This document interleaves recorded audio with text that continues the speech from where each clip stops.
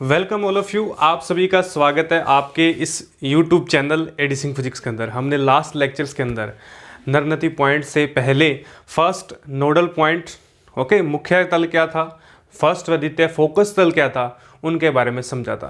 तो आज हमारे पास उसी का एक पार्ट है, नरनती बिंदु, नोडल पॉइंट्स।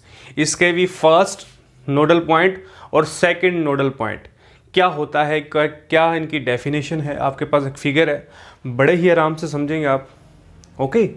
बड़े ही सिंपल है नोडल पॉइंट को डिफाइन करना, और नोडल पॉइंट से संबंधित आगे आने वाले डेरिवेशन भी अपन कंप्लीट करेंगे, ओके। देखिए नोडल पॉइंट क्या होता है। देखिए नरनती बिंदु क्या है, इनके बारे में अपन, आपके पास एक डायग्राम बना हुआ है, फिगर बनाया गया। अब देखिए इसके अंदर क्या है, हमने जो वैल्यूज निकाली है। अब देखिए इस डायग्राम को बनाना बहुत इजी है। सबसे पहले इसकी डेफिनेशन सुनिए आप, डेफिनेशन क्या है, फिर डायग्राम बनाना सिखाऊंगा किस तरीके से डायग्राम बनाया गया है। आपको लग रहा होगा कि डायग्राम बनाया है, परंतु डायग्राम बहुत सिंपल है, स्टेप बाय स्टेप चलेंगे। सबसे पहले डेफिनेशन क्या है, नरनती बिंदु नोडल पॉइंट एक ऐसे पॉइंट हैं जो सहयुग्मी अक्षों के मुख्य बिंदु पर, मुख्य अक्ष के मुख्य बिंदु पर। अब देखिए मुख्य अक्ष ये होता है हमारा। अब मुख्य अक्ष पर ऐसे पॉइंट हैं जिनका कोणीय आवर्धन +1 होता है। क्या है नरनती बिंदु, क्या लिखेंगे, अब डेफिनेशन क्या लिखेंगे इसकी, सहअक्षी लेंस निकाय के लिए, सहअक्षी लेंसों के निकाय के लिए, ओके, क्या हो, मुख्य अक्ष पर वह पॉइंट, मुख्य अक्ष पर वह बिंदु, वह पॉइंट जहां पर एक धनात्मक एकांक यानी +1 क्या हो, कोणीय आवर्धन हो। क्या हो, कोणीय आवर्धन हो। हमने लास्ट लेक्चर्स में पढ़ा है कोणीय आवर्धन के बारे में। कोणीय आवर्धन हो यानी कोणीय आवर्धन का मान कितना हो मेरे पास, +1 हो। कितना हो, +1 हो। Nodal point is defined, nodal point as defined the conjugate of axle, the conjugate of axle positive, the conjugate of axle positive angular moments, okay.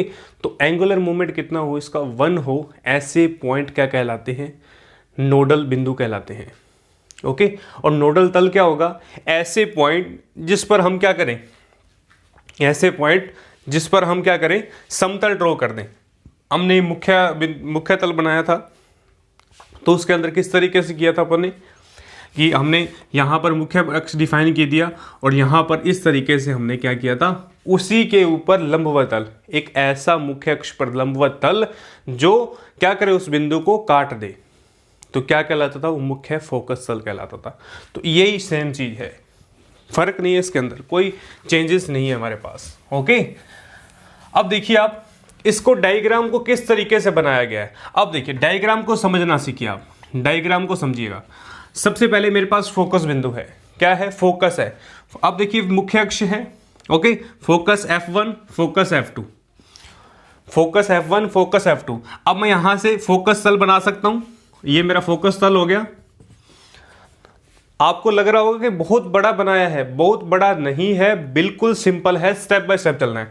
ये मुख्य अक्ष होता मेरा, ओके, ये मुख्य अक्ष, ये P1 व P2 क्या होंगे, मुख्य अक्ष के बिंदु, ओके। और ये कटान बिंदु होगा यहाँ पर। अगर मैं इसको कहूं तो क्या होगा, मुख्य तल होगा ये P1 P2, ओके। फोकस तल हो गया, मुख्य अक्ष हो गया। अब देखिए अब क्या कह रहा है वो, ए कोई पॉइंट है, वहां से क्या है, कोई मुख्य अक्ष के समांतर, ए कोई पॉइंट है, मुख्य अक्ष के समांतर क्या आ रही है, प्रकाश किरण आ रही है, ओके। तो मुख्य अक्ष के समांतर आ रही है और दूसरी प्रकाश किरण जो है वो लेंस पर अपवर्तन हो रहा है। ये मेरा लेंस है, ओके। तो लेंस पर क्या हो रहा है, अपवर्तन हो रहा है।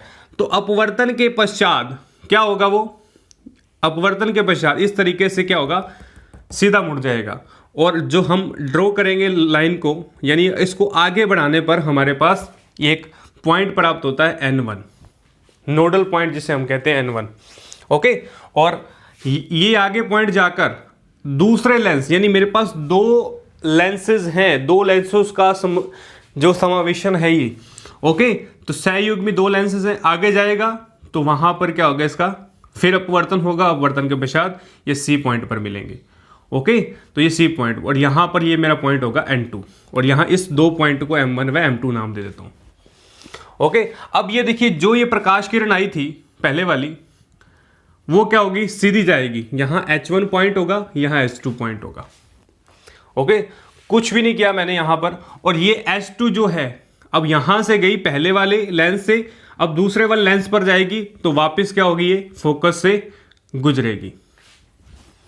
ओके, अगर मैं तीसरा लेंस रख दूं तो तीसरे लेंस की भी सेम प्रक्रिया होगी। तो बड़ा ही सिंपल है, बड़ा ही सिंपल है। क्या किया, अब सबसे पहले मैंने मुख्य अक्ष को ड्रॉ किया। ओके, फोकस तल बनाए, फोकस बिंदु लिखे F1 व F2, दो लेंसेज हैं F1 F2 होंगे, P1 P2 क्या होंगे, लेंसेज के पॉइंट मान लिए मैंने। ओके, मुख्य तल बनाया, मुख्य फोकस तल ड्रॉ किया। ए पॉइंट से मैंने किसी किरण को पहले वाले लेंस पर अपवर्तन करवाया। अब अपवर्तन के पश्चात क्या होगा, अपवर्तन के पश्चात ये दूसरे लेंस की ओर जाएगा, दूसरे लेंस की ओर जाते ही यहां पर ड्रॉ होगा, और यदि मैं इसको पीछे की ओर बढ़ाऊं तो मेरे पास एक थीटा एंगल जो मिलता है और यहां पर थीटा व थीटा 2 एंगल्स मिलते हैं। तो ये हुआ डायग्राम को शो करना। ओके, तो आया डायग्राम शो करना, आपको डायग्राम सीखा आपने।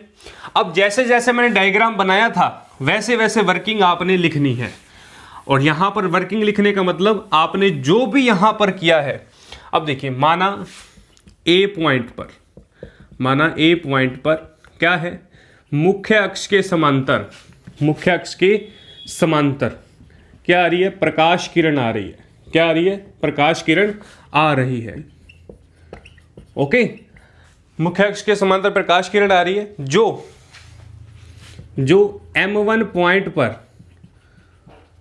क्या होती है, अपवर्तन होता है। यहां पर क्या होता है, यहां पर अपवर्तन होता है।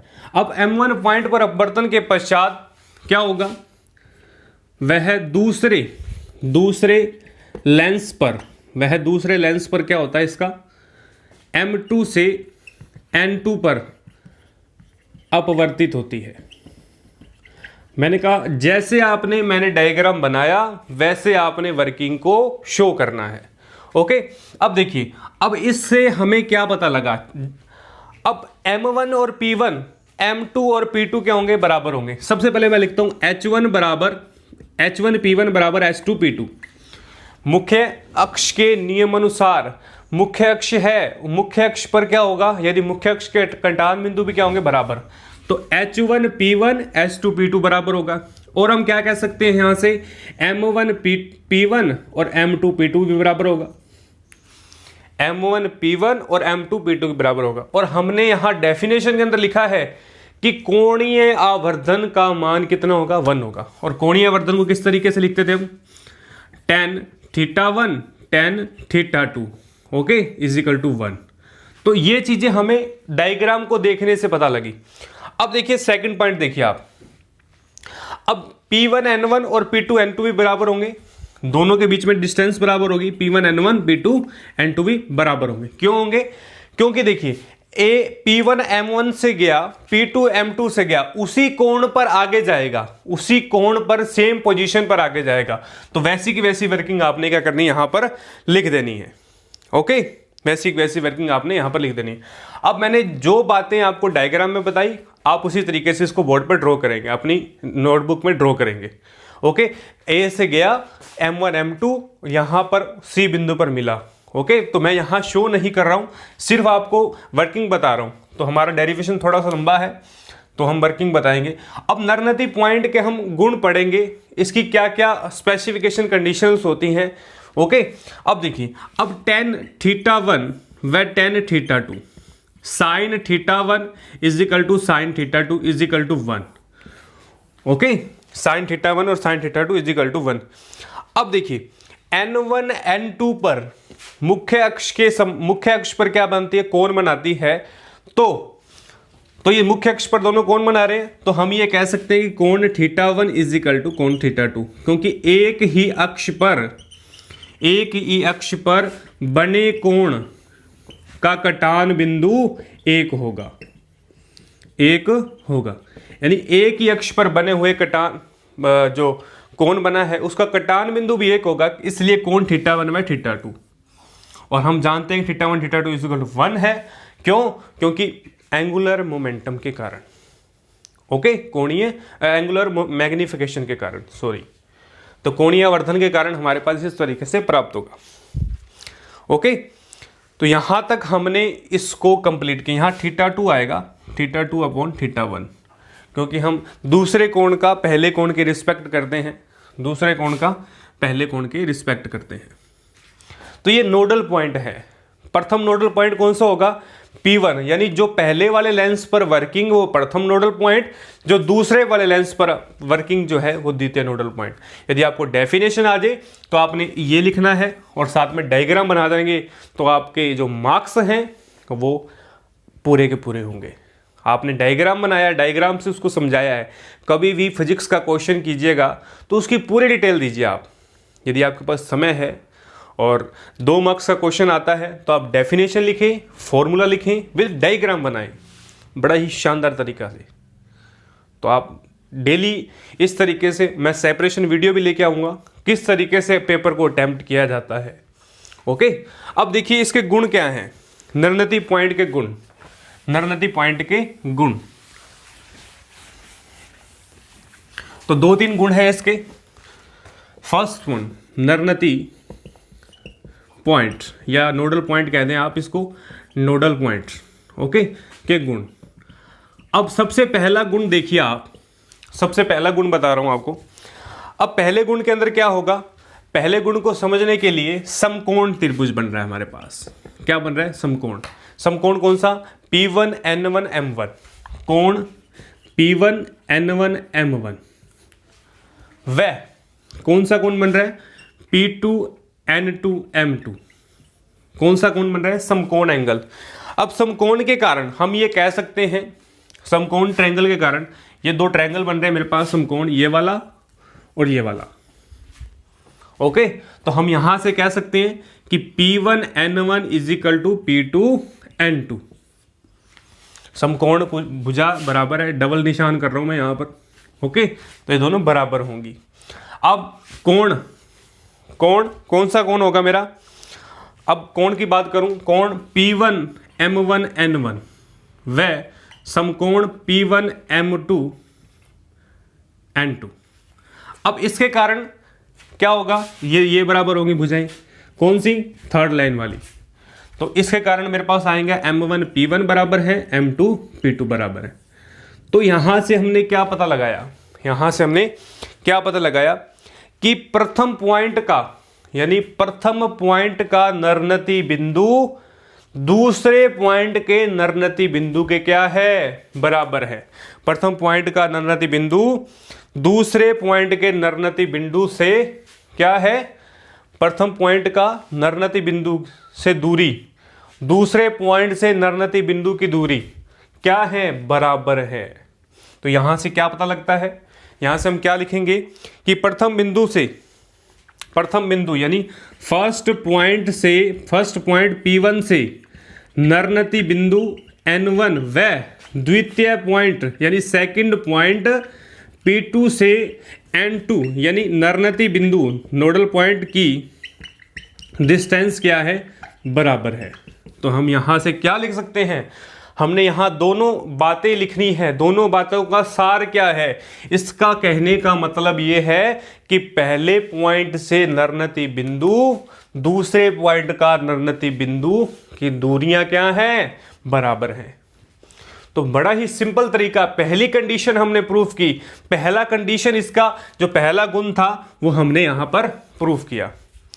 ओके, पहला जो है कंडीशन वो हमने यहां प्रूफ किया। ओके, अब देखिए, अब एक बात देखिए आप, अब यहां पर इस समीकरण को मैं फर्स्ट बना देता हूं, इस समीकरण को सेकंड। हम इन समीकरणों का क्या करेंगे? यूजेबल लेंगे। इन समीकरणों का क्या लेंगे? यूजेबल लेंगे। ओके, तो P1 N1, अब देखिए P1 N1, P1 N1, अब सुनिएगा P1 N1, फिर N1 P2, N1 P2, P1 N1 N1 P2, यानी ये पूरी लाइन को कह रहा हूं मैं, यहां से यहां तक की पूरी लाइन टोटल बराबर किसके होगा, बराबर किसके होगा, किसके बराबर करेंगे अपन यहां पर, P2 N2 N1 P2 plus P2 N2, N1 P2 और P2 N2। ओके, कहां से आया ये, अब ये मैंने समीकरण लिखी है, तो इस समीकरण को देखिए कैसे लिखा मैंने। मेरे पास समीकरण नंबर फर्स्ट है, समीकरण फर्स्ट, समीकरण एक से, समीकरण एक क्या है, P1 N1 P2 N2। Okay, अब यदि दोनों साइड, दोनों तरफ P2 N2 जोड़ने पर, दोनों तरफ P2 N2 जोड़ने पर, यदि मैं दोनों तरफ P2 N2 जोड़ूंगा समीकरण में कोई फर्क पड़ेगा, नहीं पड़ेगा। यदि मैं P1 N1 plus P2 N2 दोनों तरफ जोड़ दूं, यहां पर N1 P2 है, N1 P2 है, वो जोड़ दूं तो क्या कोई फर्क पड़ेगा, नहीं पड़ेगा, परंतु हमारे पास रिजल्टेड आ जाएगा, क्या आ जाएगा, रिजल्टेड आ जाएगा। तो हम क्या कह सकते हैं, तो यहां पर हम एक नया डेफिनेशन कह सकते हैं, दो नरनती पॉइंट के संयुग्मी बिंदु, दो नरनती पॉइंट के संयुग्मी बिंदुओं के बीच की दूरी क्या होती है, बराबर होती है।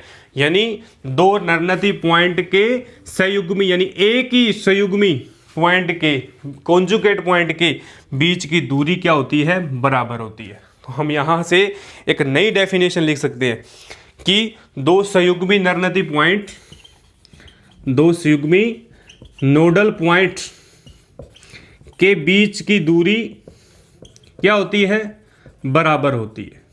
ओके, तो आज हमने दो पॉइंट डिस्कस किए, इसके दो पॉइंट को क्या किया, कंसीडर किया। मुश्किल नहीं है, दोनों पॉइंट इजी है, हमने दोनों पॉइंट को कंसीडर किया। ओके, थर्ड पॉइंट देखिए आप, पहले पॉइंट के अंदर क्या था, हमने समकोण ट्रायंगल बनाया था। ओके, सेकंड के अंदर क्या था, हमने फर्स्ट इक्वेशन के अंदर N1 P2 को जोड़ दिया, यानी ये बीच वाली डिस्टेंस को जोड़ दी। तो हम क्या देख रहे हैं कि ये पहले वाला पॉइंट और दूसरे से इसके बीच की डिस्टेंस है, यानी दो नरनती पॉइंट के संयुग्मी बिंदु हैं, वो इनकी बीच की डिस्टेंस कितनी है, बराबर है। ओके, तो ये हमारा दो जो इसके स्पेसिफिकेशन है, दो गुण हैं, हमने क्या किए, डिस्कस किए। अब देखिए थर्ड पॉइंट, यानी इसका सी पार्ट देखिए आप, सी पॉइंट के अंदर हम फोकस पॉइंट के बारे में डिस्कस करेंगे। फोकस बिंदु, कौन कौन से फोकस बिंदु हमारे पास प्राप्त होते हैं। ओके, तो देखिए अब हमारे पास जो ट्रायंगल होगा, अब सी इसका गुण देखिए, AF1 P1, बड़े वाले ट्रायंगल देख रहा हूं, AF1 कौन सा ट्रायंगल है मेरे पास, AF1 N1, delta AF1 N1 व H2, मैं बना के दिखाऊंगा आपको, H2 P2 और F2, कौन सा, पहले बड़े वाला, ये मेरा N1 है, ये F1 है और ये A है, और यहां से कौन सा, H2 P2 और F2, ये दो ट्रायंगल की बात कर रहा हूं।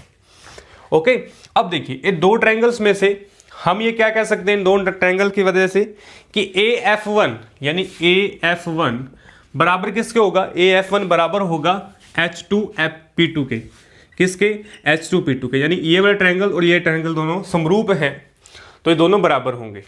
ओके, H2 P2 के बारे में। अब देखिए, अब फिर हम बात करें कौन से की, F1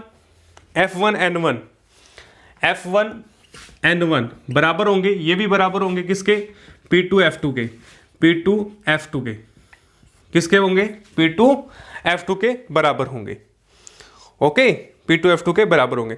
अब देखिए Fn1 किस तरीके से कैलकुलेट होगा, Fn1 होगा वो किस तरीके से कैलकुलेट होगा, तो ये होगा F1N1 प्लस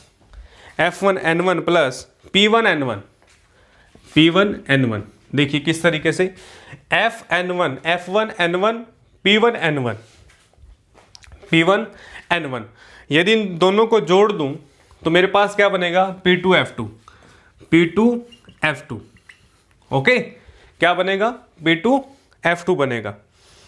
ओके, और यहां से P1N1 क्या आ जाएगा मेरे पास, P2 F2 माइनस का F1N1। Okay, P2 F2 N1 आ जाएगा। अब यहां से हमने क्या किया, इस ट्रायंगल की सहायता से कैलकुलेशन को कंसिडर किया।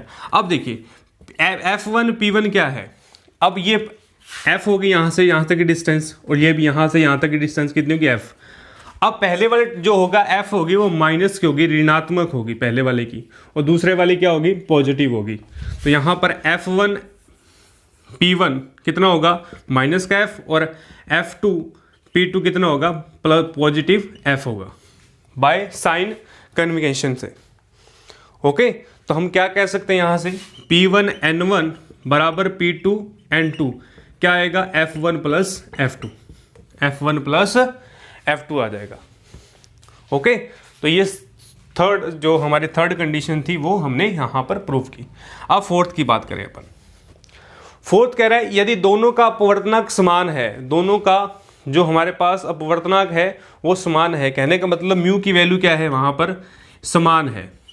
ओके, और f जो है वो माइनस एफ के इक्वल है। यदि हम f को माइनस एफ के इक्वल रख दें समीकरण नंबर 3 के अंदर, तो मेरे पास क्या होगा, P1 N1 बराबर P2 N2 क्या आ जाएगा, 0। अब यहां पर कहने का मतलब क्या होगा इसका, यदि अपवर्तनांक समान है तो P1 N1 यानी नरनती पॉइंट, किसी बिंदु के नरनती पॉइंट व दूसरे नरनती पॉइंट से किसी बिंदु से दूसरे नरनती पॉइंट के बीच की डिस्टेंस जो होगी वो क्या होगी, शून्य होगी। यदि फोकस दूरी क्या है, बराबर है, और क्या है, अपवर्तनांक हमारे पास समान है, तो दोनों के बीच की दूरी भी क्या होगी, बराबर होगी। तो ये हमारे पास 4 कंडीशंस आती हैं। ओके, तो मुश्किल नहीं है। सबसे पहले नरनती पॉइंट क्या है, एक ऐसा पॉइंट जो मुख्य अक्ष पर क्या हो, किसी फोकस पर आने से रिफ्लेक्ट हो, और वहां पर एंगुलर जो मैग्निफिकेशन है उसका मान कितना हो, फर्स्ट हो, यानी 1 हो, +1 हो, धनात्मक हो, तो क्या कहलाता है यहां पर नरनती पॉइंट, नोडल बिंदु कहलाता है, नोडल पॉइंट कहलाता है। फिर अपन इसकी वर्किंग पढ़ी, किस तरीके से हमारे पास डायग्राम्स आता है। ओके, किस तरीके से हमारे पास डायग्राम आता है, डायग्राम को बनाना सीखा।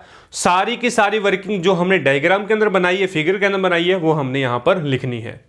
फिर हम जानते हैं कि angular magnification tan θ2 upon tan θ1 is equal to 1 होता है, तो कोण θ1 इज इक्वल टू θ2, दोनों कोण बराबर हैं।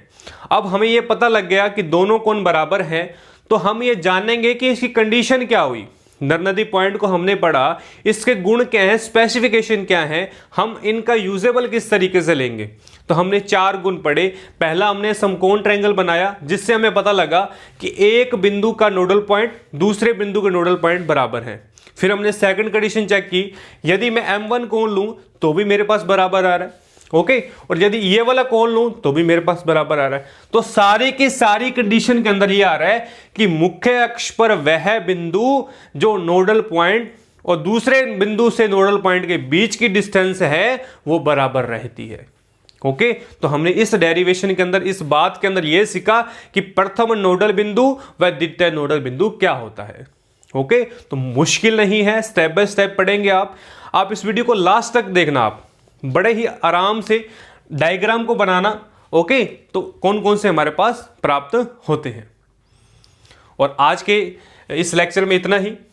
आप इस वीडियो को लाइक, शेयर और कमेंट जरूर कीजिएगा, और यदि मेरे चैनल पर आप नए हैं तो आप इस चैनल को सब्सक्राइब कर लें, बेल आइकन को प्रेस कर लें, ताकि आने वाली सारी की सारी वीडियो का नोटिफिकेशन आप तक पहुंच पाए।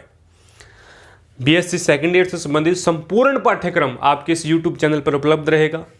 आप सब्सक्राइब कर लें, बेल आइकन प्रेस कर लें, और हमारे टेलीग्राम चैनल को ज्वाइन कर लें, ताकि आने वाली सारे के सारा शेड्यूल आपके पास पहुंच पाए।